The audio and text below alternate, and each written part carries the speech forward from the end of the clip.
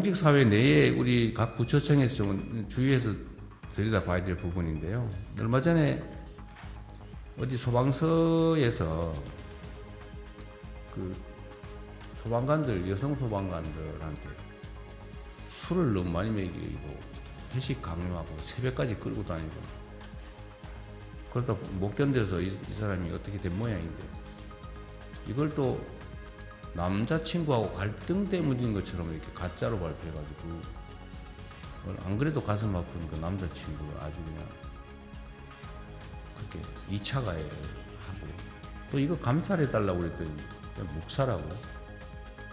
그래서 제가 얼마 전에 우리 소방 쪽에 국무조정실이었던가요? 예, 국무조정실에서. 국무조정실에서 조사를 해보았더니 이게 다 사실로 드러났다고 그래요? 예, 사실 드러났습니다. 네. 이게 막상 결국은 정말 이게 유명을 달리하는 본인의 고통은 얼마나 심각했을 것이며 또 이걸 잃은 그 남자친구라 그 가족들은 얼마나 가슴 아플 것이며 이거 좀 밝혀달라고 하는데 이것도 묵살해가지고 얼마나 또 속쓰렸을 것이며 이게 입장을 바꿔 생각하면 어떻게 이럴 수가 있습니까? 직장이 먹고 살겠다고 직장을 갔더니 상사라는 사람들이 겨우 하는 짓이 그 자기들의 놀잇감 비슷하게 술 먹고 노는 유흥 대상으로 쓴 거 아닙니까? 이 직장 내 갑질이라고 하는 거죠. 이것도 아주 최악의 갑질인데 이게 문제는 이게 그렇게 심각한 행위인 줄 모른다는 거예요. 아, 뭐 술 좀 같이 먹고 같이 좀 시간 좀 보내자는데 뭐 부하 직원이 그 정도는 할 수 있지. 이렇게 생각하는 경향이 있다는 거예요. 과거에는 이게 뭐 그렇게 할 수 있었겠죠. 뭐 노래방 데려가서 노래시키고. 그래서 이게 각 부처청에서 좀 각별히 좀 챙겨주면 좋겠습니다. 뭐 혹시 이런 요소가, 아니, 이런 게 지금 최근에 벌어진 일 아니에요. 어떻게 이럴 수가 있어요. 각 부처청에서 내부 조직 점검을 꼭 좀 해보십시오. 이게 조직 내 문화에서 그 여직원들을 상사 옆자리에 앉히려고 일부러 그런다든지, 아직도 그러고 있다 그래요. 그 여성들한테, 여성 직원들한테 술 따르라고 그러고 말이에요. 2차 가는데 강제로 데려가고, 술 억지로 먹이고, 원샷 시키고. 뭐 술 싫다는데 왜 원샷을 시킵니까? 뭐 자기나 먹지. 어쨌든 직장 내 이런 갑질 요소들은 다시는 이런 얘기 안 나오게 각별히 챙겨주기 바랍니다. 이상입니다.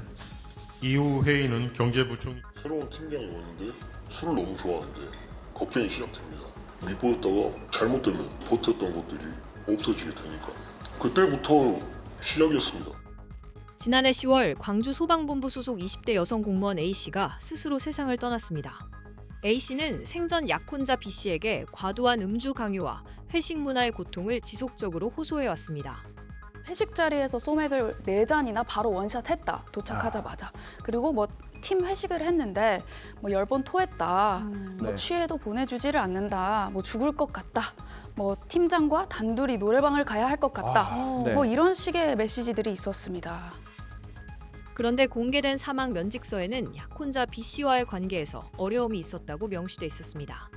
이를 뒤늦게 파악한 B씨는 광주 소방본부에 감찰을 요구했지만 5개월 넘게 절차가 진행되지 않았고 상급기관인 소방청을 방문한 지난 5월에야 감찰이 시작됐습니다. SBS에 사건을 제보한 소방노조는 광주 내부에서는 희망이 없다. 아무리 문제를 제기해도 의지가 없어 보인다고 전했습니다. 7시에 집에 들어와도 취해있고 9시에 들어와도 취해있고 진짜 너무 늦은 날에는 새벽 2시 반까지도 노래방에서 술 먹이고 있고 옷도 못 갈아입고 신발장에서 쓰러져서 자고 있고 집에 오면 무조건 토하고. 약혼자 B씨는 A씨를 사람들 입에 오르내리게 하고 싶지 않았지만 언론 제보가 최후의 수단이었다며 답답한 심경을 드러냈습니다. 광주 소방본부의 입장은 달랐습니다. 객관적인 자료를 가지고 저희한테 메일로 줬으면은 신청서를 아마 드리겠죠. 저한테 연락할 방법이 없었으면은 저는 이제 억울하지 않을 것 같은데 이 모든 걸 다 알려드렸음에도 불구하고 왜 조사 안 했냐고 말 하니까 저도 사실은 너무 황당합니다. B씨가 자료 제출을 하겠다고 말한 뒤 연락이 없었다는 겁니다. 그러나 SBS가 입수한 내부 보고서에는 사망 면직서의 사실관계 확인이 필요하다며 재조사를 실시할 예정이라고 적혀 있었습니다. 광주 소방본부 또한 재조사의 필요성을 인정하고 있었던 것입니다. 이재명 대통령은 SBS 보도를 인용하며 참으로 개탄스럽다고 밝히고 국무조정실 주도의 철저한 조사를 지시했습니다.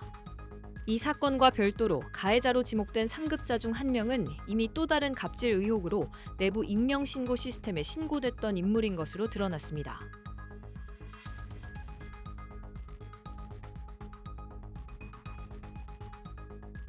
지난해 10월 스스로 생을 마감한 20대 여성 소방관의 직장 내 괴롭힘 의혹과 관련해 가해자로 지목된 상급자 중 한 명이 고인이 숨지기 3개월 전 이미 또 다른 갑질 의혹으로 내부 익명 신고 시스템에 신고됐던 인물인 것으로 알려졌습니다. 광주 소방본부에 따르면 고 A 소방교가 숨지기 전 갑질 가해자로 지목된 상급자 중 한 명인 B 소방령은 지난해 내부 익명 신고 제도인 레드 휘슬에 신고됐습니다. 고인이 숨지기 불과 약 3개월 전인데 당시에도 부하 직원에 대한 갑질 행위를 했다는 게 신고 이유였습니다.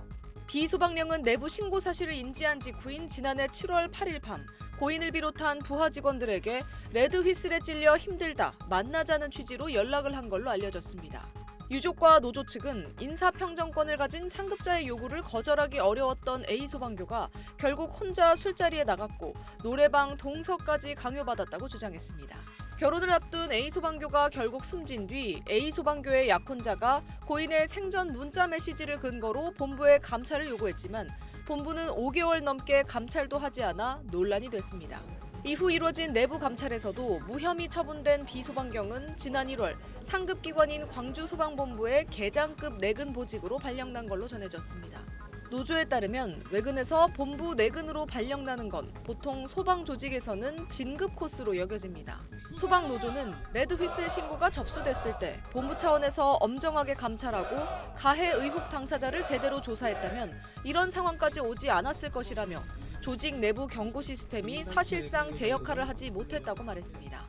광주 광산소방서 소속 A 소방교는 지난해 10월 숨진 채 발견됐는데 직장에서 잦은 술자리 참석 강요와 직장 내 괴롭힘에 시달렸다는 의혹이 제기돼 논란이 일었습니다. 이재명 대통령도 지난 11일 소셜미디어에 이 사건과 관련해 아직도 이런 구태 공직자들이 있다니 참으로 개탄스럽다며 소방관의 사망 원인과 경위, 감찰 조사 요청 묵살 경위까지 철저한 조사를 지시했습니다.